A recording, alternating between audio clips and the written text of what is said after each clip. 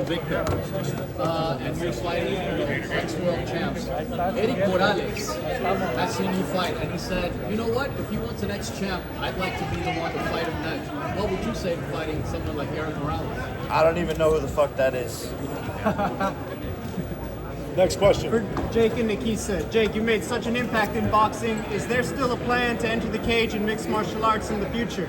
Yeah, I want to be like Holly here and test my skills in the cage, and that's something I'm super interested in, and I think it would be a very big spectacle. Nate Diaz is still ducking, but we need to find the right opponent. Usyk, maybe Tommy Fury, maybe.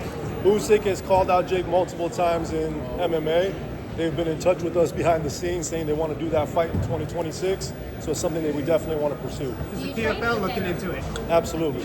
And then Holly, real quick, obviously, just can you talk about how this opportunity came together? Oh, you know, I've been watching boxing even since I've been doing MMA.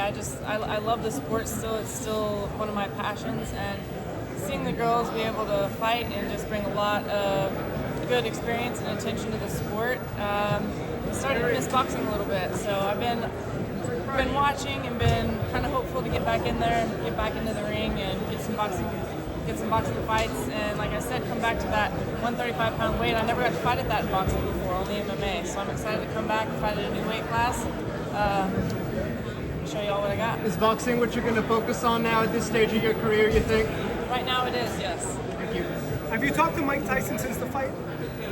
Briefly. What did he tell you? He briefly put him on his shoulders and carried him around for a little bit. Yeah, we were at the inauguration together and just had a good, nice, friendly conversation, and just love that guy. I gotta ask you this: you're very famous, but when you fight in front of 200 million people, because each household is 2 or 3 people at least, how does that change your life? Do you have any privacy at all? No privacy. Virtually can't go anywhere, and there's just always people, fans coming up, and I love it, but it is a lot sometimes. Go ahead, my man. It was a snooze fest, man. Snooze fest. This Mexican versus Cuban co-main event is a lot better fight than Canelo versus Skull. What do you say to someone who can't go against the big dogs? They're worried about the big companies. They can't fight against them. It's Inspire TV. You're trying to go against the big ones. They say you can't do it. What do you have to say to them? Yeah, no, God always has a plan, and a lot of times the underdogs will win. It's a harder path to travel on, but just never give up, don't stop, and just keep fighting. Speaking of a harder path to travel on, talk about Crawford versus Canelo. What do you think about that fight? Yeah, no, I think it's an interesting fight, and it'll be probably the second biggest event of the year behind my fight. Jake, with your Boricua blood, would you put this fight in the Mexico-Puerto Rico rivalry? Yeah, for sure. It's got to be. I'm representing Puerto Rico. He's representing Mexico, and so it's a battle of the Latinas. What do you think about that rivalry? Any fights that come to mind?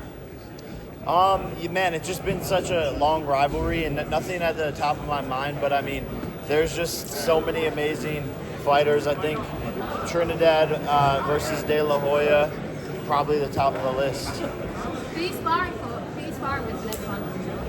We're sparring with top-ranked cruiserweights, Musin Kaysen, Steve Dufard, so a lot of great people in camp, and we still have a couple weeks to go, so we're bringing in some new top-level names. What did Usyk potentially on the cards, maybe in the future? How far away would something like that be, and have you even started training for the cage? No, I haven't started any MMA training, so it would definitely be interesting, but we're looking at 2026 for that as a possibility. Jake, one over here. And what message do you have for the young kids, including my son, that admire you and Logan, to go follow your dream no matter what people say? Yeah, look, I'm a kid from Ohio who's made it to the biggest stages in the world. I think my story is a testament that anything is possible, especially going into the hardest sport in the world, rising to the top of it, and beating legends like Tyron Woodley, Mike Tyson, Anderson Silva, the list goes on. So really anything is possible if you truly believe in yourself. What do you...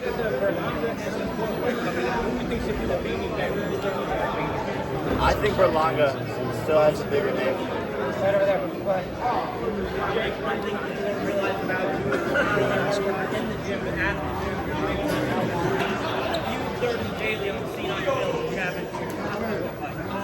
Yeah, look, I mean, he has a lot of holes in his defense and doesn't really use his jab, reserves the right hand. His best punch is a hook, and he's got a slower pace than he used to. So there's just a lot of holes in his game that we're going to expose. One more question. What's your thoughts about Dana White entering his ring in the promotion of boxing? We'll see. It's his second time, and the first one failed. But who knows? Jake, I got a question for you. You're inspiring people all over the world.